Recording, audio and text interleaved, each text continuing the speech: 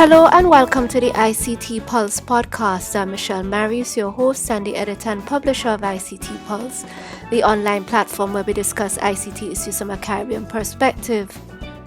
Similar to what we have done in previous years, we are aiming to explore a theme throughout the course of 2021. This year, I want to put the spotlight on technology-based social enterprises in the Caribbean region. By definition, a social enterprise is a business that has specific social objectives that serve its primary purpose. In trying to collate a short list of Caribbean businesses that would be considered tech-based social enterprises has not been easy. In fact, drop me a line if you have any recommendations. Most Caribbean tech businesses tend to be commercially focused, and although there are social enterprises around, frequently the extent to which they are leveraging ICT or have integrated it into their operations or business model is limited. However, we are up for the challenge. In this first episode of the series, we are highlighting Farm Credibly, a digital cooperative for farms which provides access to microinvestments for underbanked farmers in Jamaica. And we're delighted to have Varun Baker, one of the co-founders and the chief executive officer of Farm Credibly. Varun has over 15 years experience in business communications and operational management with a strong focus on software engineering, and Farm Credibly was launched in 2018. Varun, welcome to the podcast and very best wishes for 2021. Yes, thanks so much, Michelle. Happy 2021. I'm so pleased to be here and be able to talk to you and all your listeners about Farm Credibly. So thanks so much for having me. Thank you so much for joining us as well. So, Varun, just to start us off, and since we, Farm Credibly, it's a digital co-op for farms, but what does that mean? Great question. Yes. To put it straightforward, Farm Credibly is really focused on improving access to finance in agriculture. So it's extremely challenging for farmers to kind of access loans through traditional means, meaning if they're trying to walk into a bank or even find maybe even a micro lender, the interest rates are quite aggressive. And in the case of banks, things are very kind of collateral heavy. So we are inserting ourselves with the best tools we know, which is using digital tools and technology in a way to help improve ways that farmers can access funding. So often farmers struggle with record keeping and several things that I'll get into, but Farm Credibly essentially was established to help address this challenge, which is really significant, not just in Jamaica, but in our region and in a lot of developing countries. So yeah, it's an interesting challenge. Over 90% of farmers can't access finance, and it goes beyond agriculture. A lot of other entrepreneurs you'll find in the region similarly can't get financing to expand their productivity and their businesses. Absolutely. So what drove you and your other co-founder, Daniela Doyle, to set up Farm Credibly? Right. Yeah, so we have known each other for years, long before kind of Farm Credibly, and have worked on other projects together and kind of have a good working relationship and friendship. But for me, Farm Credibly really was born through a hackathon. So, like a 24-hour code sprint, basically, where technologists come together to build something. And that was towards the end of 2017, and formally we registered the company in 2018. The hackathon was hosted by NCB and sponsored by IBM and Flow. But really, a lot of the ideas and the thinking came from long before that. I initially started applying technology in the realm of agriculture around over 10 years ago. And when I say technology, I'm talking about my background as a software engineer. So digital tools, software, apps, that kind of thing, data especially.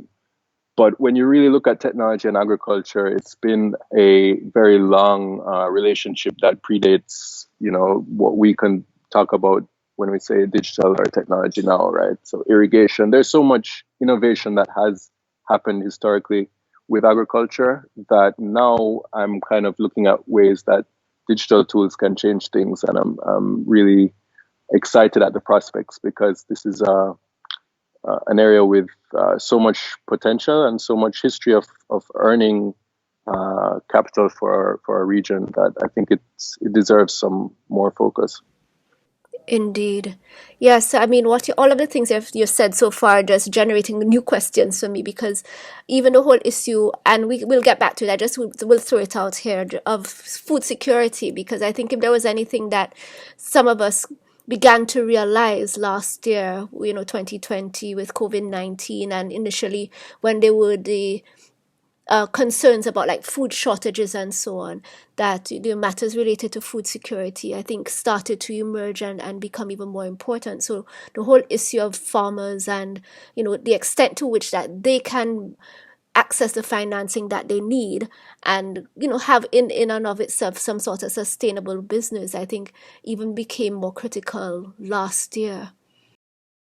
Yeah, absolutely. The types of conversations and the interest we've gotten amidst this whole COVID pandemic has been tremendous because I think a lot of people were kind of forced to re-examine our food supply chain, where things came from. The crisis kind of created a lot of ruptures or showed how fractured and vulnerable at times our food supply chain is. But not just that, as an economy, we certainly realized how heavily dependent we are on tourism. And as soon as that was removed, people started looking around at other sectors in the economy that could kind of complement that loss of revenue that we're faced with in terms of tourism. So the whole conversation suddenly became about, okay, well, why maybe we should diversify a bit, maybe we shouldn't be so heavily reliant on one thing. And so agriculture was a natural fit in that mix, and I'm really happy that people are looking at the importance of earning from something like agriculture versus earning from tourism, where a study showed that maybe $2 out of every tourist dollar, or every dollar that a tourist spends, actually ends up in the local economy. Everything else exits, right? A lot of the hotel chains are foreign owned, some are Jamaican owned, but they, yeah, I could go on and on about it, but you're absolutely right. All right. So another point that you had raised is the whole issue of risk and the fact that, banks require, look, I guess the commercial banks in particular require, people to have collateral for them to be secure loans. And you mentioned, I think, about how even, farmers tend to be challenged in terms of keeping good records, the bookkeeping, etc. So I think that from what all that you've said, I'm gathering though that farmers are generally considered high risk. But what does that mean? What might be some of the risks that the banks or commercial institutions are wary of? And, how does Farm Credibly help to manage those risks? Great question. Yeah, so our business is entirely focused on risk management around agriculture and really de-risking the prospect of investing in farms and farmers and lending to farmers. So we think about this stuff all day long. And in agriculture, there are several factors. In fact, a little bit too many factors for most banks to want to tackle. So there's so many things to take into consideration. There's the weather, there are fluctuating prices, there are, there's the financial literacy of the individuals involved as well. There are really many things. And so Farm Credibly is really in the business of assessing risk in ways that a lot of banks are not really prepared to do. Agriculture takes a lot of expertise that's very specific, and most loans officers are not really agricultural experts, nor should they be. So we come in and are able to give a better assessment of risk around agriculture and specific farms and farmers, and are then able to highlight opportunities for good investments or lower risk investments. And it's really significant because although agriculture contributes upwards of 7 or 8% to the GDP of the country. It's only less than 2% of the lending portfolios of our commercial banks. So it's really an opportunity is what we have, what we're highlighting, because there are productive farms out there, and with banks, they typically just throw the baby out with the bathwater, in the sense that they're just not interested in agriculture overall.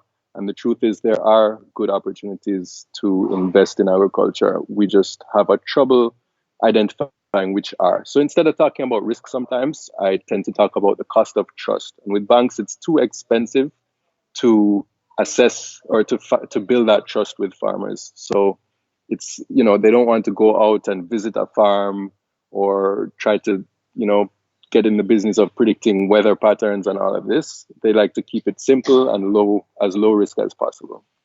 Understood. Okay, so there are a couple of things though, because especially, the farmers themselves, they might not be financially literate, but they probably even more so may not be as digitally literate as one might expect or would hope. And therefore, I'm thinking, here it is that you're doing these assessments. Farm Credibly are doing these assessments. Does it require you to basically do a lot in the field? I'm also thinking that is this a business that really needs technology? Because maybe, I guess you would need it sort of like on the back end to do some processing and stuff. But I'm thinking from the perspective that you probably find that you have to interface with the farmer physically a lot. And therefore, that sort of engagement it's really not as technology driven as one might think.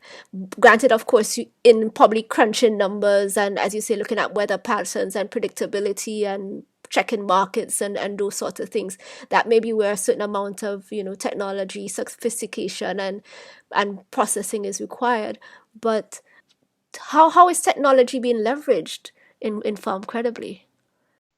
Yeah, such a good point, Michelle. So really with Farm Credibly, most of our work is working with people, and it's about people, and it's not so much on the technology side of things.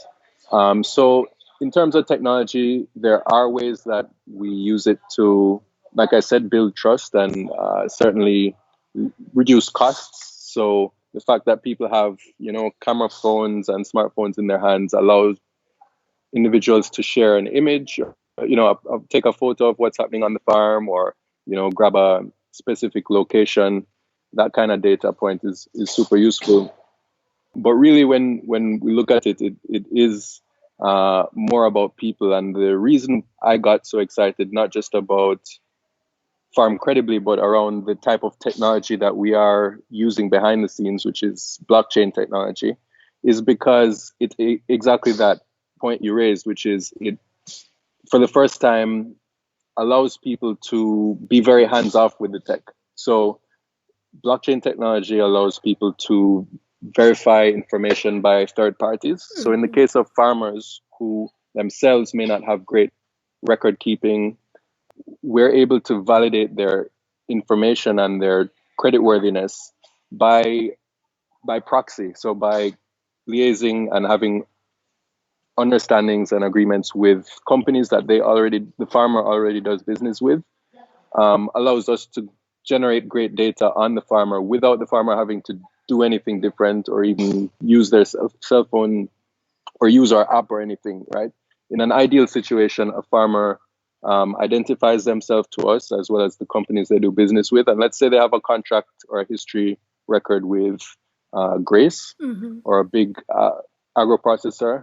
We're able to, the agro-processors themselves or these other companies, say it's a farm store that sells things to the farmer, tend to have better bookkeeping systems in place, right? A lot of the larger ones just absolutely have to. Not only that, but they have bank accounts and they have, records for everything, including all these sales made by the farmer to them, or purchases made by the farmer towards inputs on their farm. And what we find is that this paints a much more holistic understanding of the farmer's business and their own ability to repay a loan or an investment. So really the way we're leveraging technology is to remove the burden on the farmer of them having to do a lot of paperwork that is currently kind of par for the court if you are applying for financing. Tell me about it. So, in providing the farmers with access to finance, from whom is the financing being sourced? So it's been an interesting journey. Initially, because initially we were looking at traditional finance institutions like banks, but as you rightfully said, a lot of them just find agriculture high risk and tend to stay away. And generally, so we have pivoted in terms of who we found as customers and who we're interested in. We also looked at micro lenders, but their interest rates were a bit too aggressive. And so where we're settling now is actually in individual investors, and we've changed the conversation from being about lending to being about investment, because with investment there's an understanding of some level of risk, and that's really what we're bringing to the table. There is still some risk involved in investing in our farmers, but like I said earlier, we're wholeheartedly de-risking these situations as much as possible to create good investment opportunities.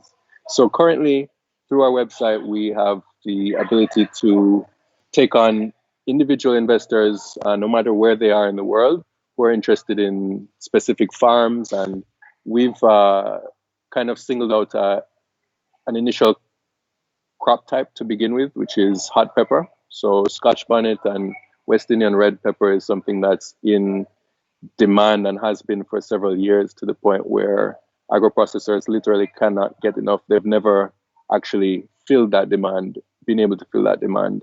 So we're focused on trying to improve things there. Understood.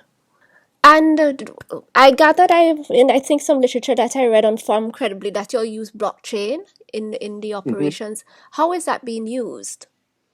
Yeah, so I touched on this briefly earlier, but blockchain technology allows you to create, I suppose, a distributed ledger of information, and that may not mean much to people, but it helps.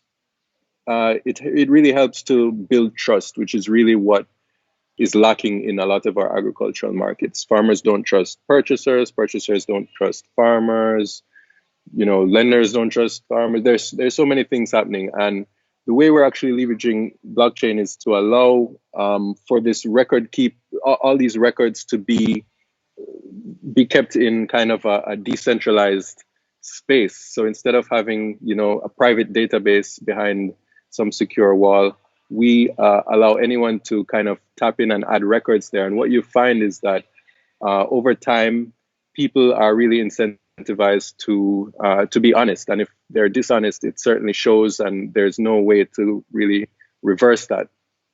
And so blockchain technology, as I was saying earlier, is really used to validate farmer records. So farm inputs and farm outputs are all kind of stored on this ledger, which can then also be verified by additional parties. So the agro-processor can say, yes, this is really the farmer. I've had a relationship with them for 6 months, and these are all real transactions. And for the farmer, they can simply take a photo of a receipt, upload that, and it's behind the scenes kind of processed into something that counts towards their profile. So it's a lot of people, when we say we're doing lending and so on, their assumption is that we are using blockchain to transfer some digital currency, but that's not really it. What we're really focused on is using it to build trust in this ecosystem.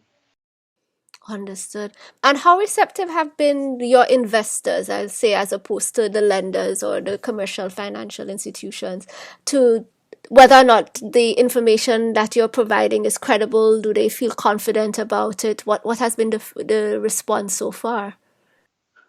So far, the response has been very positive, which is why we're moving in this direction. And people appreciate the information we're able to provide, especially with, for instance, Jamaicans in the diaspora. A lot of people have invested or remitted funds for business purposes and for agriculture specifically, and have a hard time kind of keeping track of things and keeping people honest. And that's really where we come in, because as a company, we're able to perhaps provide more trustworthiness than if we were just an individual. So things have been positive, and we're also learning from our investors in terms of the types of information that is important. And we find that the information that an investor wants to know is quite different than information that lenders want to know. Investors are much more interested in the people, the stories, and the impact that's being created. And so we are, learning to communicate these things a lot better. Understood. All right, so let's just step back a bit from Farm Credibly and just talk about you. I gathered from your initial, what you said initially, that you seem to have had other ventures before. So, can you tell us a little bit about your story? Sure. So yes, I have tried several businesses in the past. One of the more significant companies I'm a co-founder of is called the Slash Roots Foundation, and over 10, maybe between 10 and 15 years ago, a group of maybe five of us came together and eventually decided we wanted to create a civic technology nonprofit. And so civic technology is an interesting area, but it's really at that time that I started applying. I started getting interested in agriculture and use of data. So we worked with the Ministry of Agriculture, for example, and created an API for them. And we were trying to focus on the problem of predial larceny, which is the theft of agricultural goods and crops and livestock from farms. It really severely affects our farmers each year. So it really gave me the chance to go out there, interview people, and learn a lot more. And it's really through that some of Farm Credibly's current focus actually emerged, because farmers would say, for example, this is a very noble, very good challenge you decided to tackle here with predial larceny. It is a problem, but it's probably not my number one concern. Mm-hmm. So I'd say, what do you mean it's not your number one concern? Fine, it's not your number one concern. What? Tell me more. So they'd say like, yeah, with predial larceny, it's simple. I plant 1 acre for myself and I plant 1 acre for the thieves, and we're good. And it was super enlightening for me, right? I was like, wow. So farmers, they almost treat this like a pest or something, right? Yeah. And so it was interesting. But I would ask, okay, what are your number one challenges or problems you want to tackle? And they'd say, by and large, access to markets and access to finance. So here I am several years later, focused exactly on these areas. And the Slash Roots Foundation continues to operate. I'm no longer kind of hands-on with the day-to-day runnings of it, but I'm super proud of the fact that we're able to create these things, and they continue to have an impact in this world. So I'm really married to the whole entrepreneurship life in a certain sense, because I'm really motivated by creating things that can kind of change the world, or change our island, or change the lives of people. Okay. Wonderful. And I guess that leads me to the whole issue as to, social enterprise. And I think probably just to be clear, do you think of Farm Credibly as a social enterprise? I will be honest, I like to very often. I think we haven't grown enough beyond our core team to really be considered a social enterprise.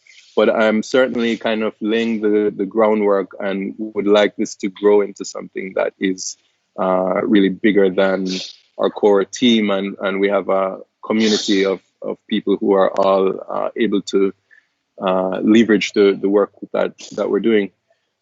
So social enterprises are actually a large part of how both the formal and informal sector operates in Jamaica, and I think the Caribbean overall. It's a very common way to approach business, and I think for the first time we are recognizing that in the language we're using and in the actual policies we're putting in place. So I'm super excited that the Jamaica Stock Exchange has launched a Jamaica Social Stock Exchange, which is specifically for social enterprises. And I really think this is something that fits our mindset and the reality of the situation on the ground for Caribbean people much more closely than the solely for-profit model. You know, there is room once again, especially because of the whole COVID pandemic, for understanding that businesses should not be solely focused on profits, and there are other aspects to life and there's social kind of benefits that we also need to prioritize as we grow our economies. Indeed. But Varun, why don't you not consider Farm Credibly a social enterprise as yet? Well, you know, maybe it's really just getting technical in terms of the definition. I would really consider it a social enterprise when there are, like I was saying, there's a small community of people who are all kind of pushing what we are in terms of creating these farmer profiles on behalf of farmers and enabling this access to finance. I suppose it has started, and we are on this journey. So it is a social enterprise. I suppose I'm just looking for when it really has legs and is moving on its own. Then I would really say it is. But you know, in the strict sense of the term, yeah, you're probably right. We are a social enterprise. Good. So, in starting a social enterprise in Jamaica, I mean, how open I think was the business community to such a venture, such as Farm Credibly? So, you know, our support initially started outside of Jamaica. Like, well, you know, the hackathon we participated in, we won and got some, you know, I suppose some small prizes, etc. from that. But the real support we got initially was from a grant from an organization called the CTA, who gave us 5,000 euros at the time, but it was enough to really encourage us and validate some of what we're doing, in the sense that we understood that there is support, or there is the need. Locally in Jamaica, it's a little bit more challenging, but we were actually able to secure a much larger grant through the Development Bank of Jamaica, called the Ignite grant, and that really enabled us to run a pilot and really refine our product and find a much better a much better market fit. And so I'm really appreciative of these things. I think by and large, the wider kind of business community and startup ecosystem in Jamaica still needs to continue maturing in order to fully nurture projects like our own. I do see definite gaps all over the place, and as an entrepreneur, you know, even something as conceptually simple as e-commerce is not has not been enabled successfully in Jamaica. So, you know, I would say things overall have been supportive, but I'm focused on making things better always. So unfortunately, I'm going to be critical of areas where I think we need to improve. Indeed. And in mentioning the hackathon again, and it is one of my concerns and observations, and you mentioned it in the response you just gave, whereby you enter the hackathon, you have this concept, you develop it, I guess, within the constraints that have been given. Luckily for you and your team, you won the hackathon and you got some prizes. But I'm always concerned about the fact that many of the hackathons that we have had in the region, they seem only to be focused on the competition and not what happens, and therefore the support that the teams need to develop what might be the concept, because that probably is all that you really can develop within the time that is usually given for these competitions, into something that could potentially be viable. What are your thoughts generally on those types of experiences, and what more you think probably could be done?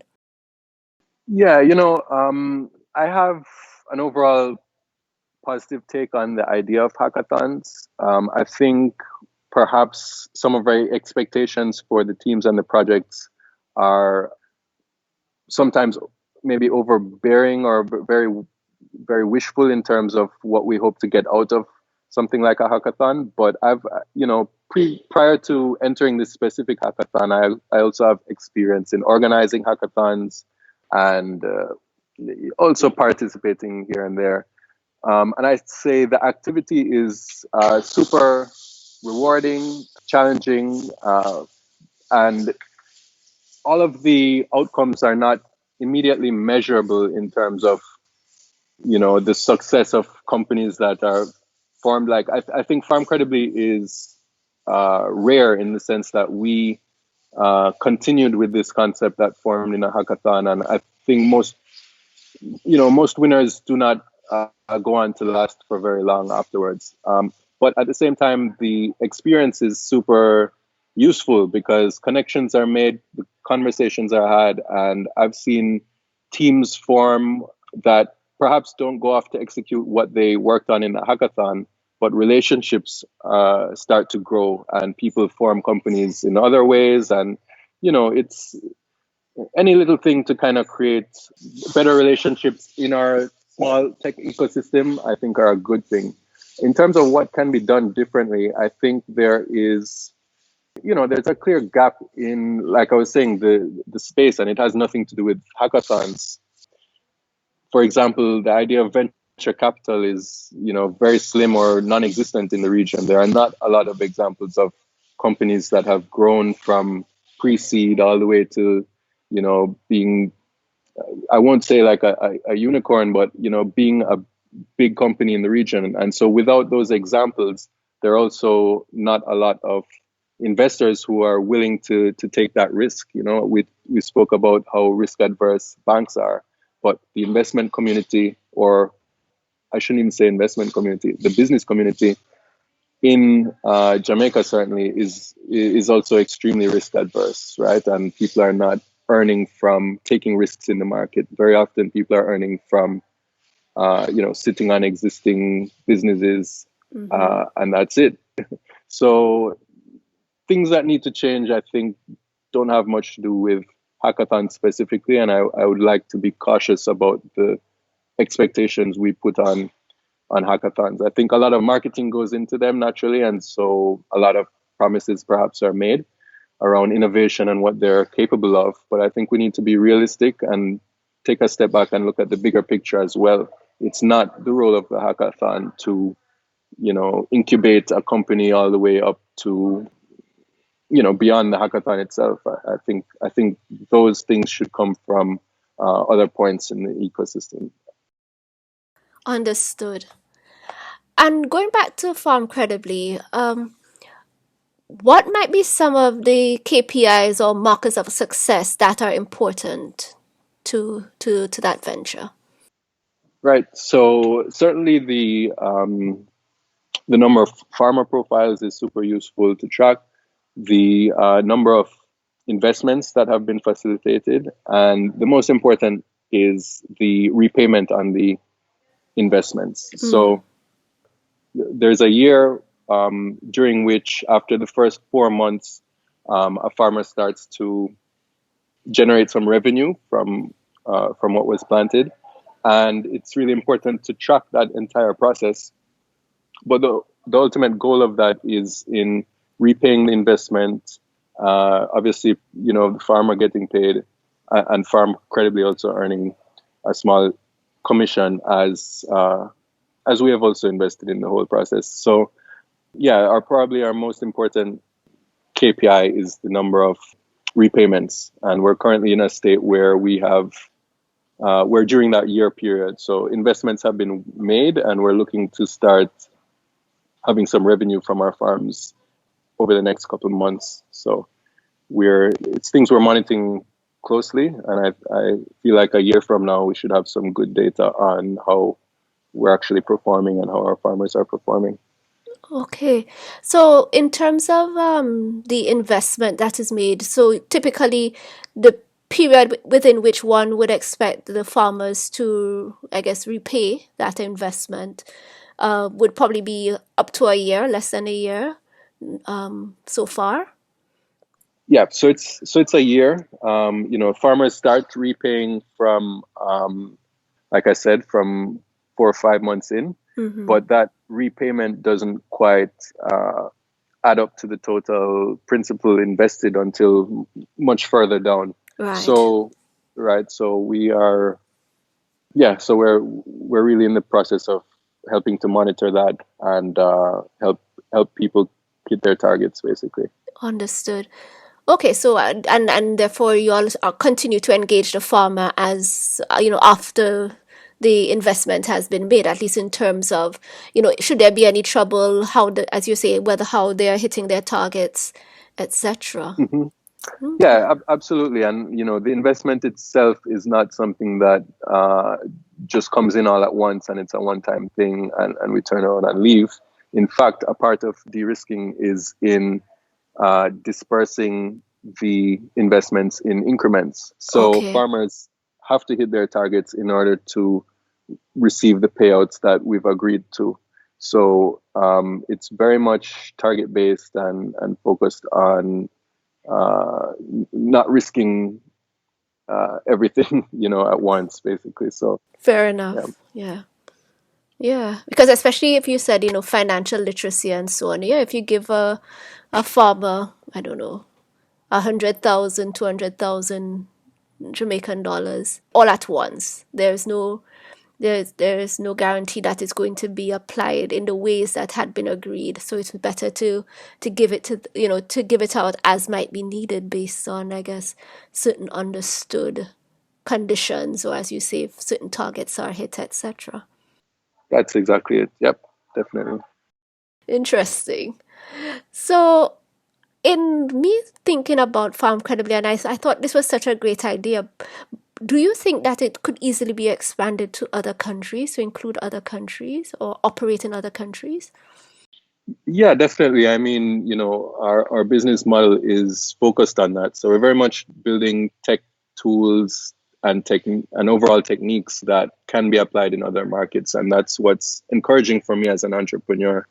We do spot very, very similar challenges across the Caribbean. And I've also had the pleasure of traveling to Africa and to Rwanda specifically, where I was able to pitch Farm Credibly and got a lot of interest. In fact, that's how we won that initial grant that I mentioned to you. But Okay. at that time, I also got a sense of a lot of these African markets, and they are huge compared to what we have in the Caribbean. Yes.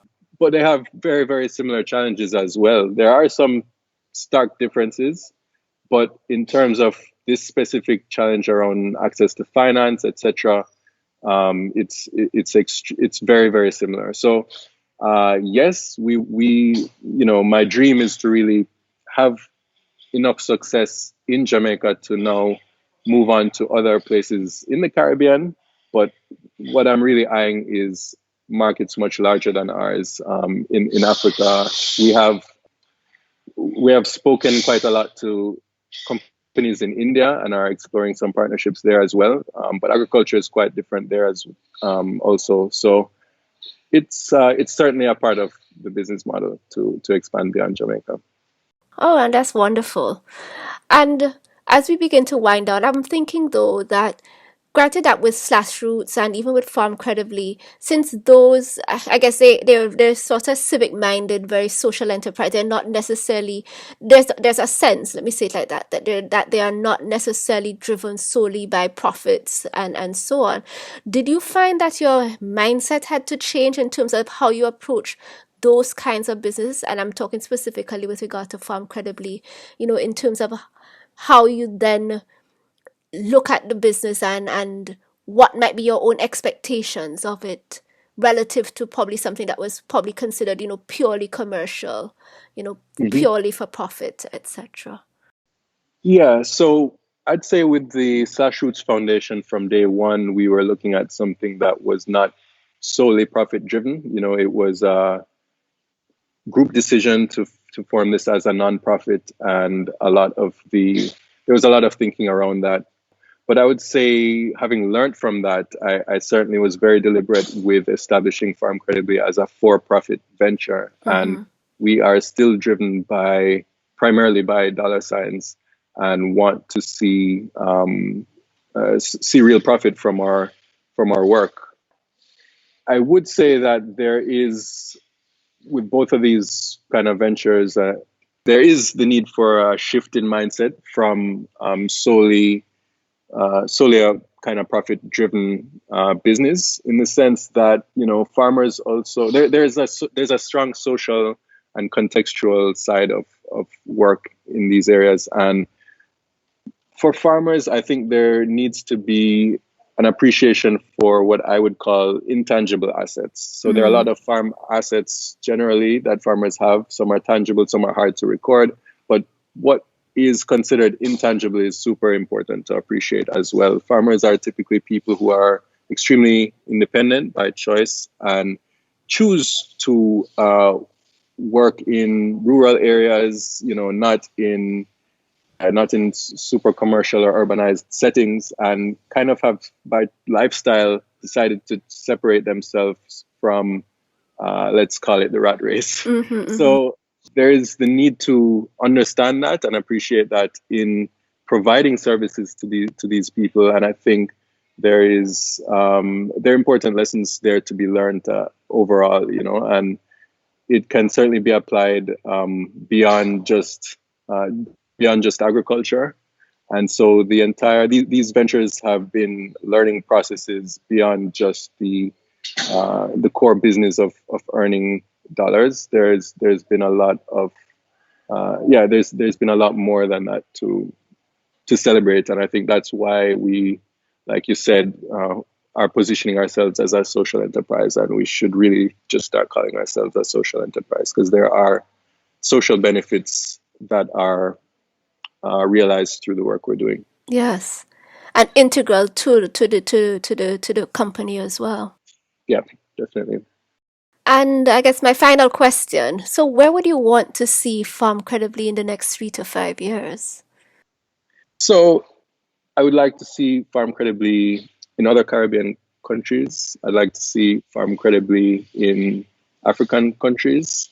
And I would like to really have grown, like I was saying earlier, to become a community enterprise or a community driven business, really. So I'd like the earning potential for our farmers to be realized in tremendous ways, and I'd like the earning power of team members and people involved with the core of the business to also be quite significant. So, yeah, three years from now, I'd like to have certainly expanded beyond our shores, and within 5 years, I hope to be established in other much larger markets. Fantastic. And I think that there is such tremendous potential with what Farm Credibly is doing, because the challenges that farmers experience, is common almost the world over. And to the extent that one probably uses Jamaica almost as a proof of concept, and hopefully try to, get most of the kinks out, and really to begin to see some success that can be replicated in other countries, I think would be incredible. So I'm really looking forward to see what Farm Credibly, will achieve within the next few years. Thanks so much, Michelle. I'm really happy to have been given the chance to talk, and yeah, I think there's a lot of potential for us all over the next few years, and your focus on technology is close to my heart. So thanks a lot for that. That's it for today's episode. Thank you so much for listening to the ICT Pulse podcast. You can find links to some of the things we talked about on our website, ict-pulse.com. If you like this episode, please show your support by leaving us a review on iTunes, as it will help others find the show.